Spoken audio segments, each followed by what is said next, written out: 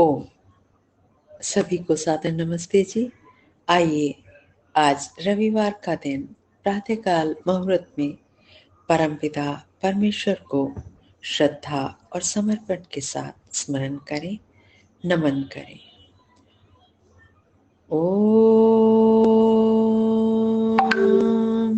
ईशावास्यम इदं सर्वं यत् किञ्चित् जगत्यां जगत् तेन त्यक्तेन भुञ्जिथा मा गृधे कस्य स्विद्धनं मा गृधे कस्य स्विद्धनम्। आज रविवार का दिन, रविवार के दिन हम कुछ विशेष मंत्रों को लेते हैं। वेदालोक स्वामी विद्यानंद विदेही जी का ग्रंथ, उसका 15वां मंत्र आज हम लेंगे। सुपथ नयन शीर्षक दिया है। यजुर्वेद और ऋग्वेद दोनों वेदों में ये मंत्र प्राप्त है। इस मंत्र को हम ईश्वर स्तुति प्रार्थना मंत्रों में भी जानते हैं। उसका 8वां मंत्र है, चिर परिचित मंत्र है। ओम अग्नि नय सुपथा रायस्मान। ओम अग्नि नय सुपथा रायस्मान विश्वानि देववयुनानि विद्वान् युयोध्यस्मज्जुहुराणमेनो भूयिष्ठान्ते न मे उक्तिं विधेम। कहा अग्नि, हे सन्मार्ग दर्शक प्रभु राय, ऐश्वर्य के लिए आसमान हमें सुपथा नय, सुपथ से ले चल। देव, तू विश्वानी वयुनानी समस्त वयुनों को विद्वान जानने वाला है। अस्मत् हमसे, जुहुराणम एनह युयोधि कुटिलता और पाप को दूर कर। हम तेरे प्रति भूयिष्ठाम भूयो भूयः अधिक अधिक नमः उक्तिम नमन और निवेदन विधेम अर्पण करें। भाव पढ़ते हैं। ऐश्वर्य के दो प्रकार होते हैं। दो प्रकार का ऐश्वर्य होता है, भौतिक और आत्मिक। भौतिक ऐश्वर्यों से शारीरिक सुख सुविधाएं प्राप्त होती हैं। आत्मिक ऐश्वर्यों से आत्मा को आनंद की प्राप्ति होती है। सुख और आनंद कुछ विद्वानों ने अलग अलग माना है। तो यहाँ कहा है सुख और आनंद दो अलग अलग वस्तु हैं। यह अच्छी प्रकार समझ लेना चाहिए और स्मरण रखना चाहिए कि सुख और आनंद दो पृथक पृथक वस्तुएं हैं। कहा सुख शरीर का विषय है। सुख अर्थात सु प्लस ख। सु का अर्थ है सुष्ठुता, सुंदरता, स्वस्थता। ख का अर्थ है इंद्रिया, इंद्रिय समूह अर्थात शरीर। शरीर से सुष्ठु, सुंदर तथा स्वस्थ होने और रहने का नाम ही सुख है। शरीर को सुष्ठु, सुंदर और स्वस्थ रखने के लिए भौतिक ऐश्वर्यों की आवश्यकता होती है। सुख की प्राप्ति भौतिक पदार्थों, भौतिक साधनों अथवा भौतिक ऐश्वर्यों से होती है। आनंद आत्मा का विषय है। आनंद की प्राप्ति आनंद स्वरूप परमात्मा से होती है। आत्मानंद के लिए आनंदप्रद आत्मैश्वर्यों की आवश्यकता होती है। निर्बाध सतत आत्मतुष्टि, आत्म प्रसन्नता, आत्म आह्लाद, निश्चिंतता, संशय राहित्य, निशंकता, निर्भयता, प्रसाद, शांति, आत्म ज्योति, आत्म पवित्रता ये आनंद के लक्षण हैं। भौतिक ऐश्वर्यों से केवल शरीर सुख प्राप्त हो सकता है, आत्मा का आनंद नहीं। लोग भौतिक ऐश्वर्यों के भोग से आत्मा के आनंद की आशा करते हैं। यही सबसे बड़ी भूल है। हम नित्य देखते हैं कि सांसारिक सकल ऐश्वर्यों के अधीश भी, जिनके पास ये सभी ऐश्वर्य प्राप्त हैं, वो भी प्राय दुखी और चिंतित रहते हैं।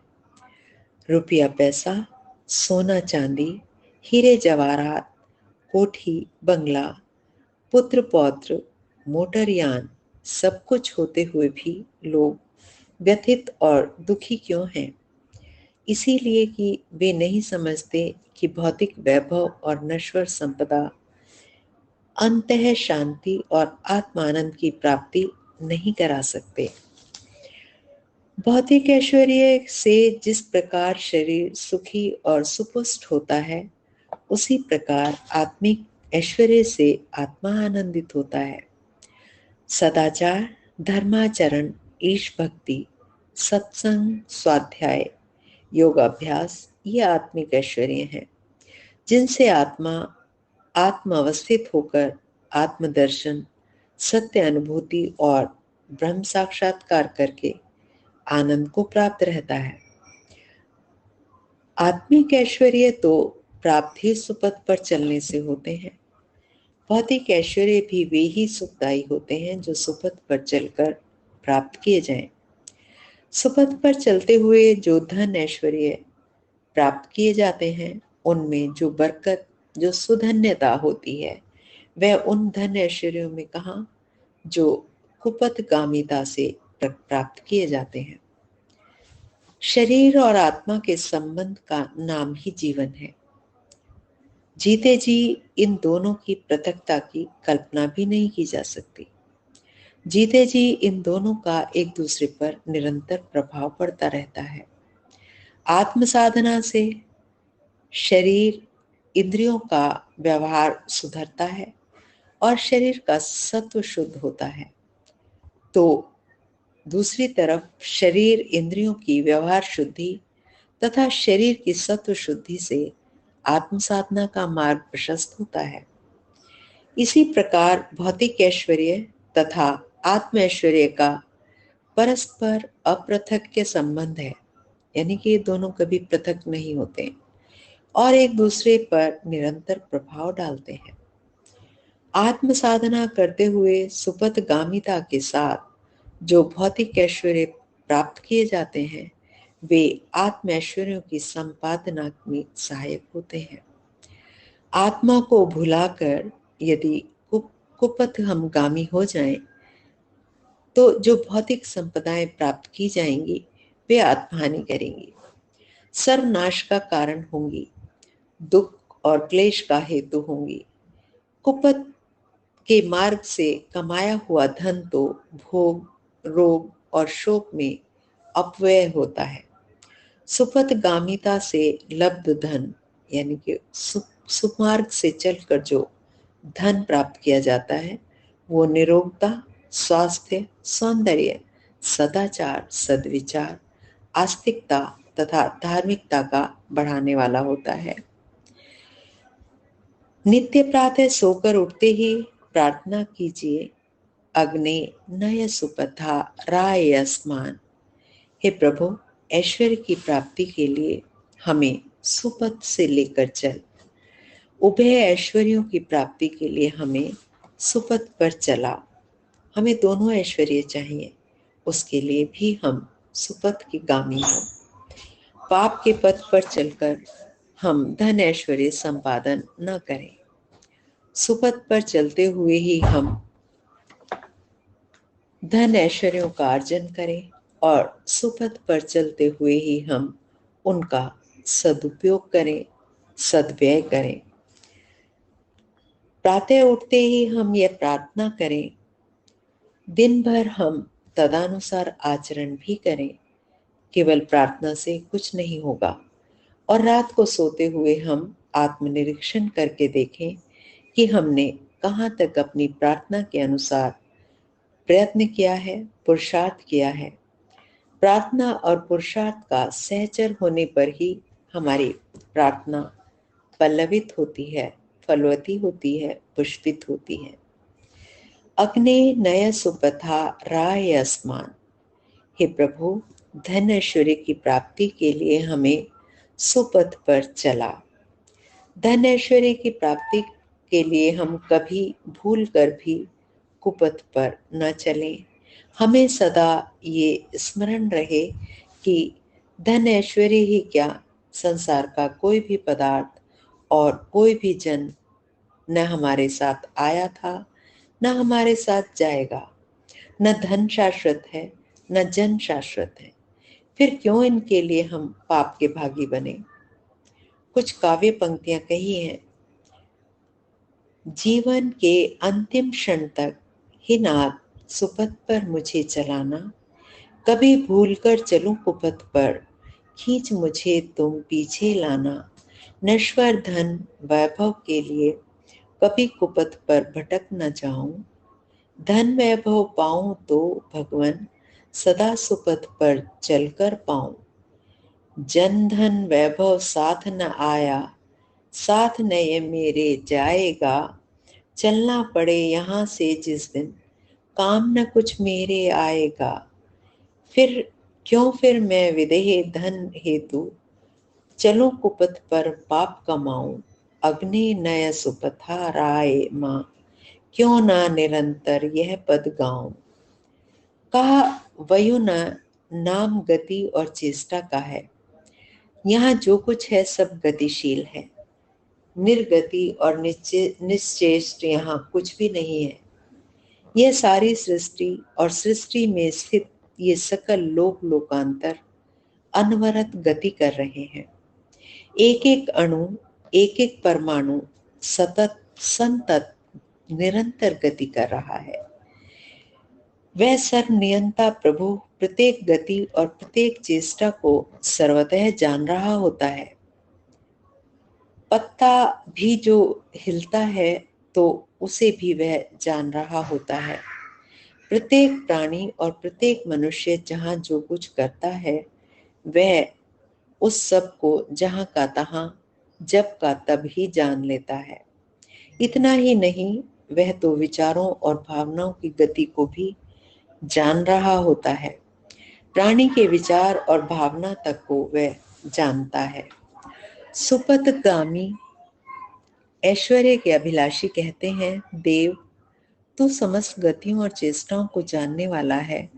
और प्रार्थना करते हैं, देव दूर रख हमसे किसे, कुटिलता और पाप को। कुटिलता और पाप ये दो ही चीजें हैं जो मनुष्य को सुपथ से हटाकर कुपथ पर ले जाती हैं। कुटिलता और पाप का ही नाम कुपथ है। साधुता और निष्पापता का ही नाम सुपथ है। हम कैसे बचें कुटिलता और पाप से? एक ही उपाय है और वह है सदा यह स्मरण रखना कि कर्म फलदाता भगवान हमारी प्रत्येक कृति, गति, चेष्टा, विचार, भावना को यहाँ वहाँ सब स्थान पर सदा सर्वदा जान रहा है। सह शृणोति स पश्यति, वह सुन रहा है, वह देख रहा है। देख रहा है क्योंकि वह अंतर्यामी है। कैसे पाप करूं जिसकी यह सतत धारणा है कि वह हर समय प्रभु के सामने है, जिसे सदा यह स्मरण रहता है कि वह कभी एक क्षण के लिए भी उस देव की दृष्टि से ओझल नहीं है। वह ही कुटिलता और पाप से पृथक रहेगा, अन्य कोई नहीं, कदापि नहीं। उससे अधिक भोला और उससे अधिक मूर्ख और कौन है जो कुटिलता और पाप से युक्त कुपथ पर चलकर ऐश्वर्यों का ढेर लगाना चाहता है और फिर आनंद प्राप्ति की भी आशा रखता है। उसे जान लेना चाहिए कि आनंद प्रद आत्मिक ऐश्वर्य तो कुटिलता और पाप से कभी प्राप्त नहीं होते। भौतिक ऐश्वर्य भी जो कुटिलता और पाप से संचय किए जाते हैं, अंततः और परिणामतः साधारण दुख के नहीं, दारुण दुख के देने वाले सिद्ध होते हैं। माले हराम बूद बजाए, हराम रफ्त, हराम का माल हराम में ही जाता है। फारसी की यह कहावत अक्षरशः सत्य है। कुटिलता और पाप से संचित धन भोग, रोग और दुराचार में ही लगता है। प्रभु की सर्वोच्चता अनुभूति तथा प्रभु की प्रार्थना के अतिरिक्त कुटिलता और पाप से बचने के अन्य दो उपाय हैं। क्या है वो उपाय? प्रभु के प्रति नमन और उक्ति। नमन, नमस्कार और आत्मनिवेदन। नमः का अर्थ है नमस्कार, उक्ति का अर्थ है कहना। क्या कहना? आत्मनिवेदन, स्वीकारोक्ति। प्रतिदिन रात्रि को शयन से पूर्व 5 मिनट के लिए नेत्र, श्रोत्र और मुख बंद करके आसनस्थ होकर अपने बिस्तर पर बैठ जाइए और स्मरण कीजिए कि आज मैंने प्रातः सोकर उठने से लेकर इस समय रात्रि को शयन करने तक किसी भी कारण और किसी भी प्रकार से कुटिलता और पाप का व्यवहार तो नहीं किया। यदि आज के जीवन में आप कुटिलता और पाप के अपराधी हुए हैं तो नमस्कार पूर्वक प्रभु से आत्मनिवेदन कीजिए। क्या हे प्रभु, आज मैंने यह कुटिलता की, यह पाप किया, मुझसे बड़ा अपराध हुआ। प्रियतम देव, मुझे शक्ति दीजिए कि मैं भविष्य में फिर कभी कुटिलता और पाप का भागी न बनूं। इस प्रकार प्रतिरात्रि शयन पूर्व पश्चाताप पूर्वक सह नमस्कार प्रभु से आत्मनिवेदन करने से आप दिन प्रतिदिन कुटिलता और पाप से निवृत्त होते चले जाएंगे और एक दिन आएगा कि आप सर्वथा साधु और निष्पाप बन जाएंगे। सुपथ गामी ऐश्वर्य अभिलाषी आत्मनिवेदन कर रहे हैं। हे देव, हम तेरे प्रति भूयो भूयः पुनः पुनः बार बार नमस्कार और निवेदन कर रहे हैं। क्या? कि हमसे कुटिलता और पाप को दूर कर और दूर रख और दूर रख।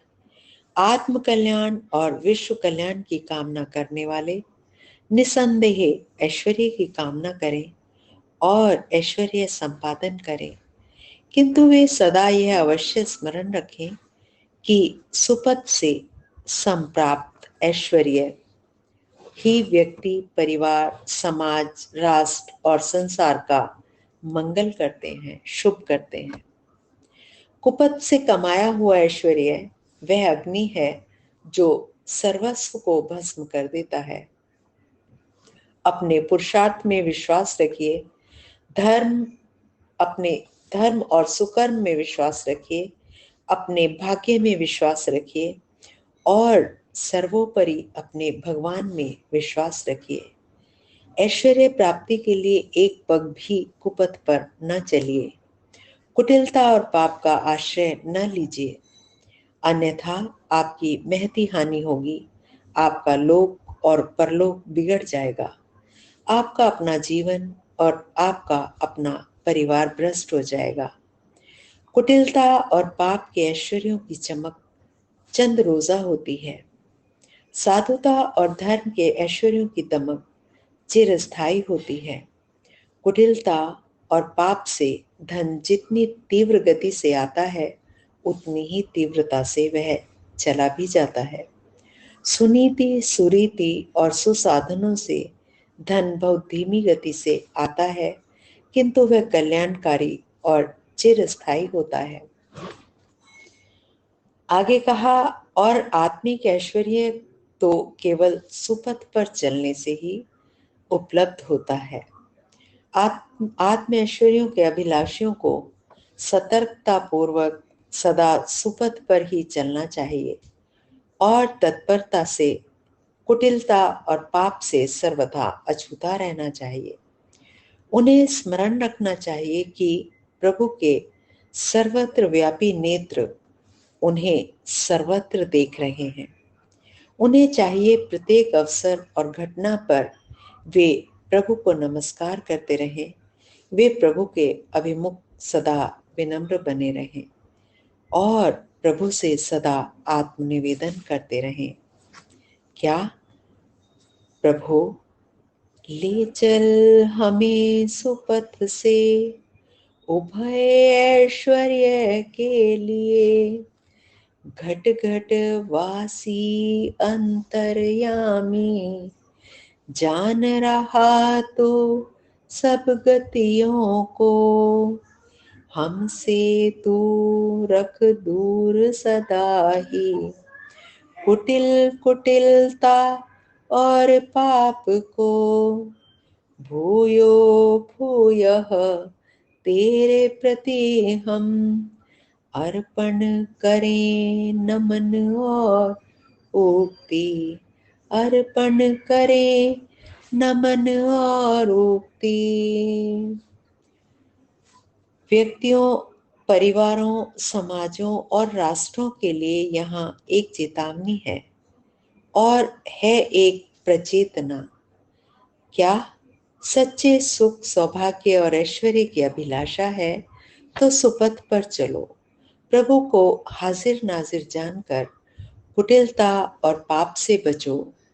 प्रभु के आगे सदा नतमस्तक रहो और अपने हृदय की व्यथाएं तथा भावनाएं प्रभु के चरणों में निवेदन करो। यह परम साधना है। इससे बढ़कर न कोई इबादत है, न रियाजत। आज के मंत्र का यही सुंदर संदेश, यही सुंदर उपदेश, इसको अपने जीवन में उतारें और सदा सुखी रहें। मंत्र का पाठ एक बार फिर करेंगे। ओम अग्नेनाय सुपथा राय अस्मान् विश्वानि देव वयुनानि विद्वान् युयोध्यस्मज्जुः प्राणमेनो भूयिष्ठान्ते नमः उक्तिं विधेम। ओम नमस्ते जी, धन्यवाद।